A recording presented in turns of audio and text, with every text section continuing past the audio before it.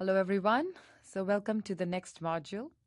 And with the administrative details now out of the way, I would like to now talk about my views on what marketing is and what some of the prevalent marketing philosophies are. And then finally, what is the role of a marketing manager and how that might depend on the organizational structure of the organization. So, first things first, what is marketing? The way I like to think about marketing is that any activity that the company engages in to influence the choice of the customer is, is a marketing. And in most cases, the firm attempts to influence the choice by making an appealing product, or by the price, or by promoting it, or by advertising, or by distributing it in a certain way. That is, whether they ship it to you directly or whether you have to go to the store to purchase it. So it's all part of marketing. Now, these are the levers that the manager has to use to essentially influence the choice of the consumer. And one might think that the act of influencing choice is relevant only if the consumer has no other alternatives. Okay, so does that mean that there is no role of marketing in a market? Well, we will explore that answer shortly. Again, this definition is fairly broad, and there are employees outside the quote marketing department who may conduct activities that may also have an effect on the choice of the consumer. So, for example, the teller in a bank could tell an elderly lady, they can actually help an elderly lady balance her passbook, and that assistance by the teller could really help foster a long relationship between the customer and the bank. Now, again, the question is that marketing? This is kind of outside of the marketing department. Well, my answer to that question is well, I would like to think so, because there is a certain role that the teller has played in assisting this elderly ladies to foster this long-term relationship. So that's marketing. Now, there are several prevalent marketing philosophies, and let me begin with the marketing concept. So, what is marketing concept? The marketing concept, which is essentially about having a customer-centric focus, which begins with an understanding of what the underlying consumer needs are. So that's really marketing concept and how these needs are currently met by the alternatives that are available in the marketplace, and then to come up with a strategy such that the product or the service of the firm serves the needs of the customer better than all the other alternatives is essentially the concept. Okay. Now, again, going back to the question that we posed earlier, is there a role of marketing when the customer does not have alternatives? Well, several years ago, the utilities market in Dallas was regulated and the area was served by only one utility company, which was TXU Electric. Now, customers did not have a choice at that time when it came to utilities because there was no other alternative. Now, should TXU not be engaging in marketing activities just because there are no alternatives out there and it's a monopoly? Well, the answer, of course, is that TXU absolutely must worry about marketing efforts, even if it is a monopolist. While it is true that it did not face any competition, it has to worry about the potential trends, be it from other competitors that could enter the market, should there be any deregulation, or from other renewable sources of energy like wind, solar, or other technologies which could serve the energy needs of the customer better or in a more effective or an efficient way.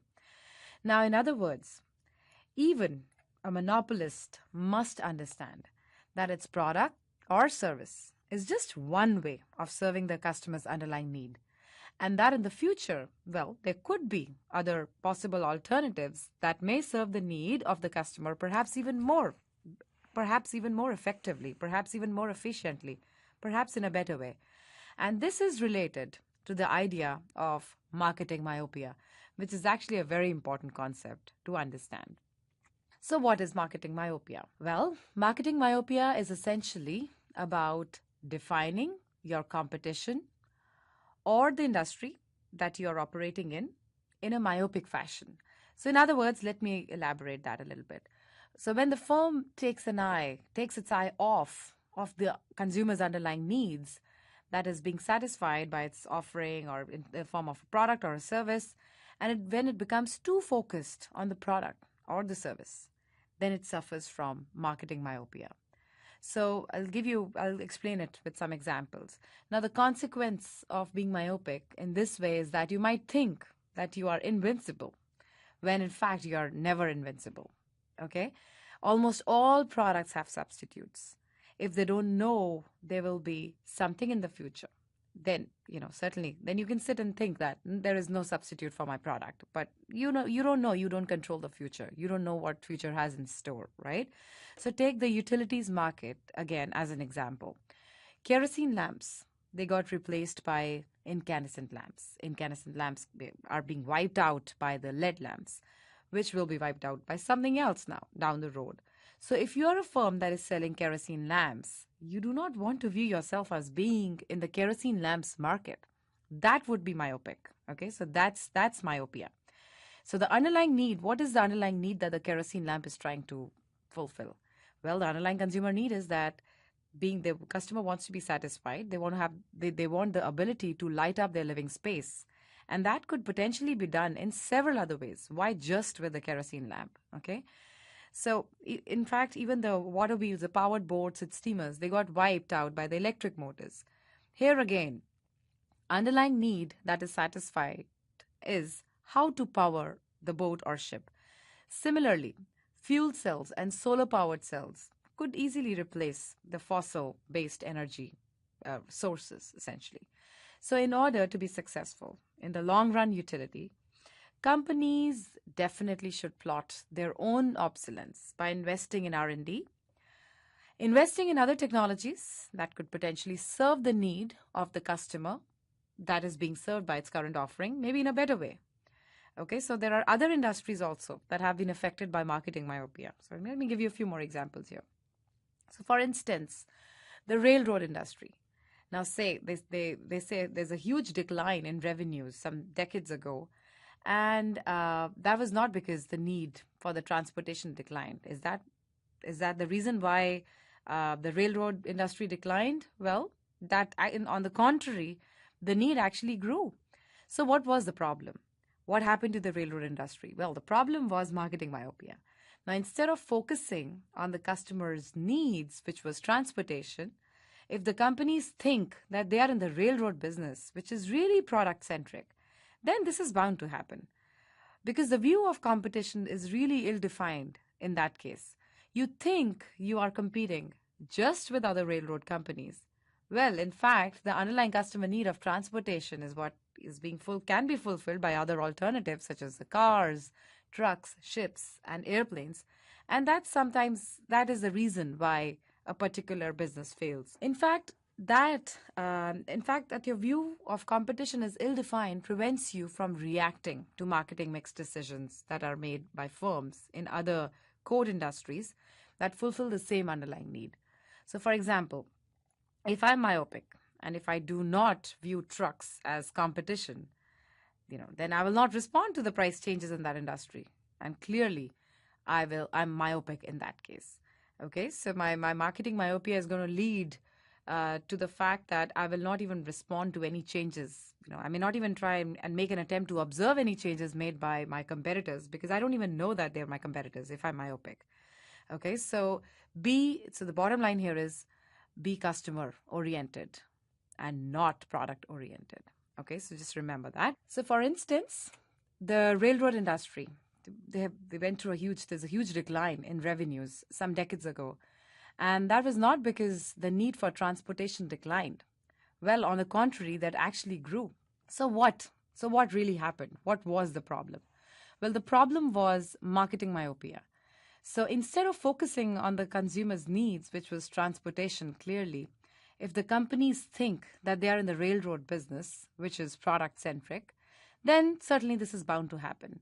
Because if the view of the competition is ill-defined, you think you're competing just with other railroad companies, when in fact the underlying customer needs of transportation can actually be fulfilled by so many other alternatives, such as cars, trucks, ships, airplanes.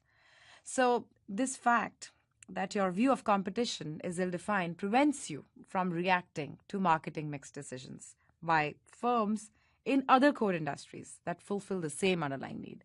So, for example, if I'm myopic, right? If I'm myopic, if I define my business too narrowly, and I think I'm in railroad industry, I'm not. If I lose sight that I'm in the transportation industry, so what will happen? I may not even observe any changes that a trucking company is making in that industry. Let's say they change their prices. Let's say the trucking company, they choose to drop the prices. So is that not going to affect my business? Clearly, it's going to affect my business. But if I'm myopic, I will not even make an attempt to observe. First of all, I don't even know if they're my competitors. Two is, I will not pay attention to any changes that they make in their marketing mix, right? So I will not even respond to these price changes. So essentially, what is the key takeaway here? Be customer oriented and not product oriented. So that's the whole idea of understanding marketing myopia in depth. So similarly, Hollywood got ravished by television. Many film studios went through drastic reorganizations. Well, and some did not survive because of marketing myopia. Again, because their view of competition was ill defined. So if you think you're operating in the movie business rather than the entertainment business, this is just a disaster waiting to happen. Okay? So the marketing concept, which is often misconstrued as the idea that the firm should focus solely on the customer, or that the customer is always right, and that the firm should serve the needs of the customer at all costs, is also not that. Okay, let's not overread into things here. So yes, you do want to understand what the customer's needs are, but the marketing concept is perfectly consistent with the idea of making money. Okay, so if there are customers, let's say, who are too costly to serve, and they're not able to, and the firm is not able to generate any profits by targeting that particular segment, then they should not serve that segment. As simple as that. Indeed, there are companies which adopt this approach. For instance, in the past, phone carriers who offered long distance calling service would condition the level of service that they offered depending on the customer's transaction history. Now, if a customer called for service, the system would identify the caller, pull their transaction history, and if the customer was profitable, then they would get to talk to a live rep who would then further address the customer's concern. Now, if the customer was not profitable, then the call would get routed to some automated machine till they got frustrated. And so the company was making an effort here to essentially fire the customer who is not profitable. So that's also something that the firms do. And this is perfectly consistent with the idea of marketing myopia, because you're here for the customers. Absolutely, yes. But that's not all. We also have to understand the profits that we make as an organization, because ultimately the organization is not going to survive if it's just focusing on the needs. At the end of the day, you also need to worry about the profits as well. Okay, so just choose to ignore the customers if they're not profitable. All right. So organizational philosophies. Now let's try and understand that. Most of us have experienced what is known as a sales-driven philosophy, which is essentially about making every effort to sell whatever it is that we make, often without really having a good understanding of whether or not it meets the customer's needs. So that really is not customer-oriented approach. Okay, so that's a sales-driven approach. Now, the technology-driven philosophy is where the firm takes an innovation from the research and development department and examines whether it has any commercial value. So again, this philosophy is somewhat sales-driven, and it need not focus on the customer's needs as much, right? Because you may be again losing sight of the customer's underlying needs, because there's some technology that helps you come up with some very fancy product.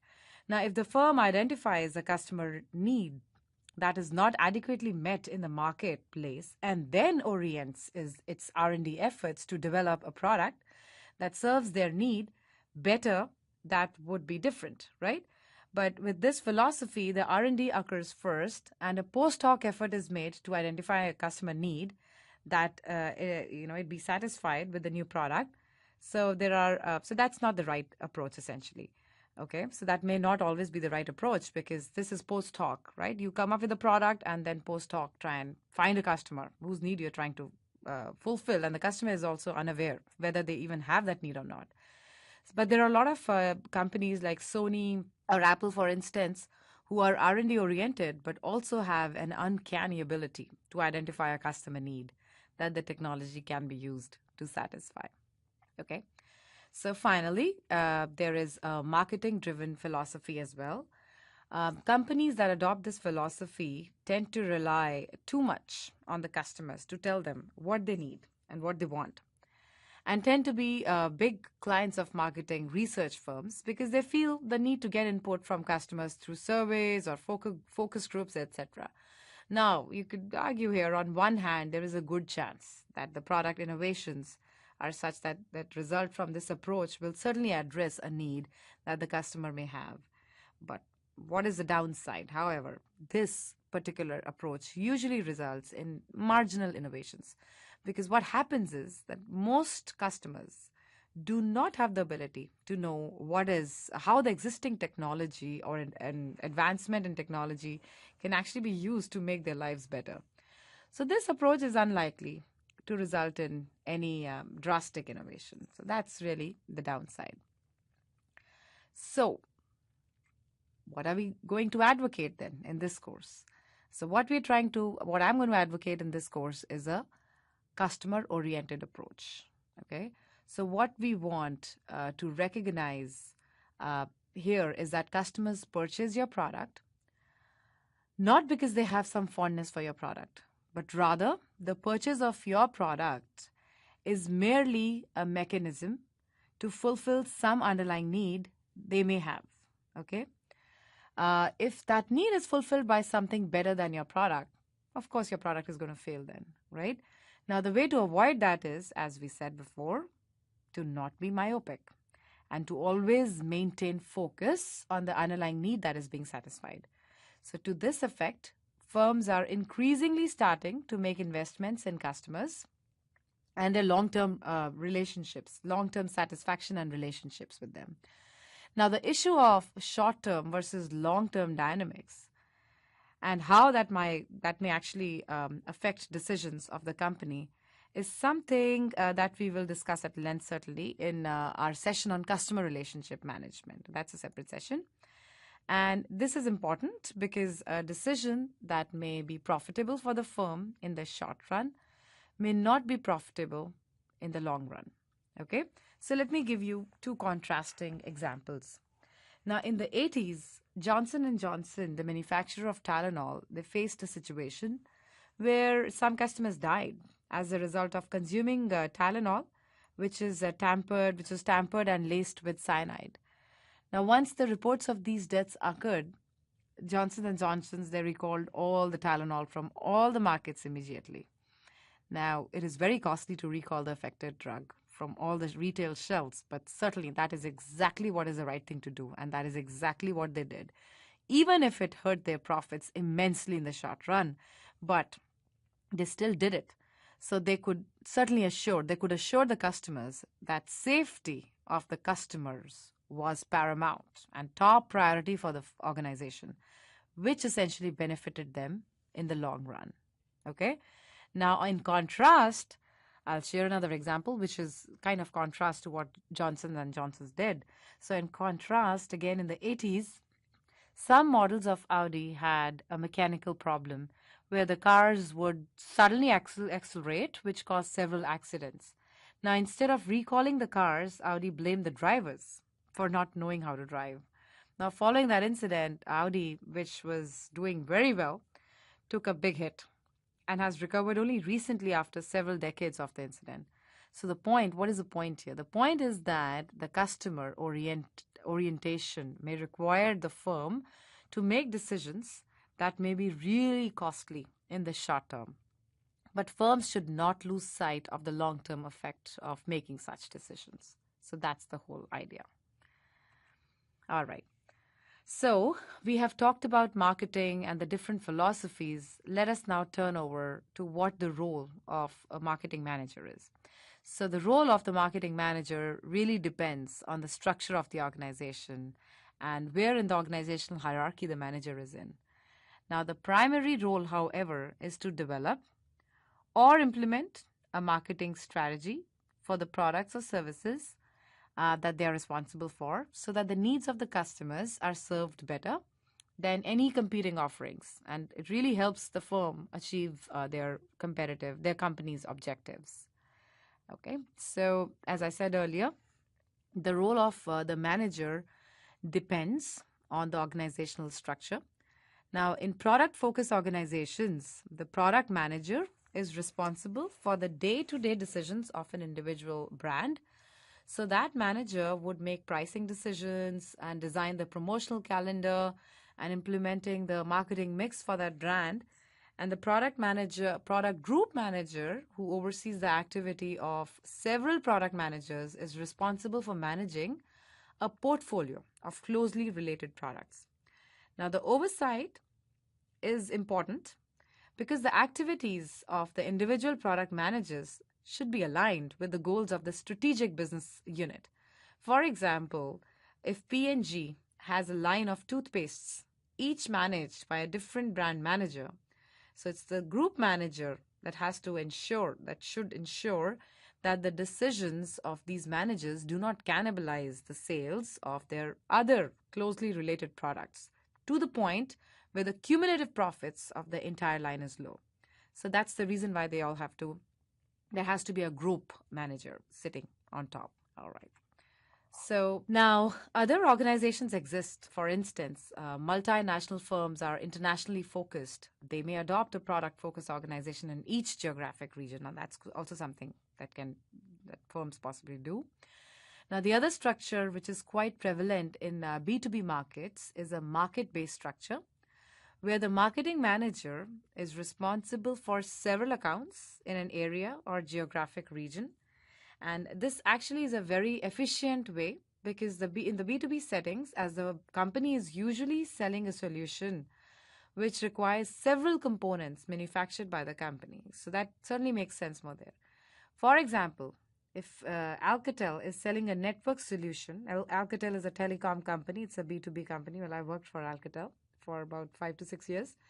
So, for example, if Alcatel is selling a network solution, setting up local area networks for a business, it is going to require network switches and other products to set up the LAN. Okay, so instead of having a product manager for each component who would then have to make the calls to the clients, you have a single account manager who's responsible for providing the entire solution to the client. And there could be other variations in the organizational structure as well. So you may have a hybrid product-based structure and a market-based structure. So the key point here is that the role of the manager is really going to depend on the organizational structure. Now, what makes the job of marketing manager exciting, and as much as exciting, it's also challenging, is the fact that the manager has to make decisions in an environment which is not fully under control. Okay, so we can think of factors that they can control to some extent. Well, the controllable factors that are internal to the company, such as the R&D, production, sales, etc. Now, they may also be they may also be able to exercise some control on agents that may be external to the firm, such as ad agencies, retailers, or intermediaries through a contractual agreement. But the factors that managers have very little or sometimes no control over are the customer's preferences.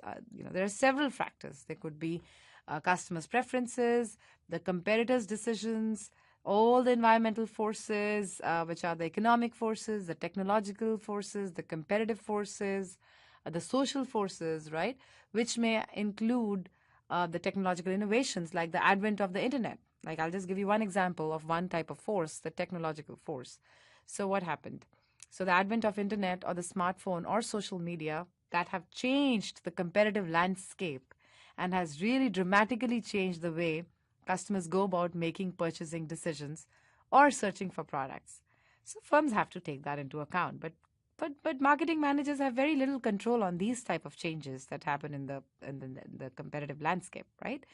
Other environmental forces such as deregulation, as in the TXU example, or changes in the economy are also outside of the control of the manager. and yet have a significant implication for their decisions.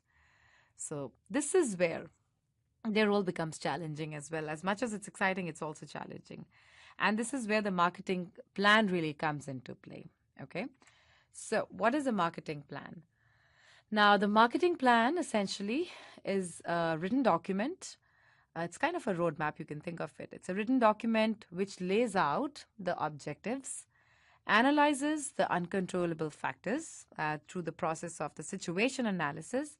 And that is the analysis of your three C's, which is your customer, your company, and your competitors, and draws out the implications for the four P's that are your product, the price, the promotion, and the placement. And it also lays out in detail both the strategic objectives and the tactical components that will help achieve those objectives. Now, aside from laying out the specific actions and the person in the organization who may be responsible for those actions, the marketing plan also has the advantage that should there be turnover, the replacing manager does not have to reinvent the wheel. Okay, so that the transition is smooth.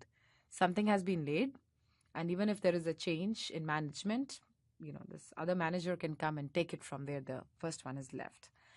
Now, in the next few sessions, we will discuss the different elements of the situation analysis, followed by the discussion on the four Ps. I think that's all for this module. Bye for now, and I will be back in the next session. Thank you.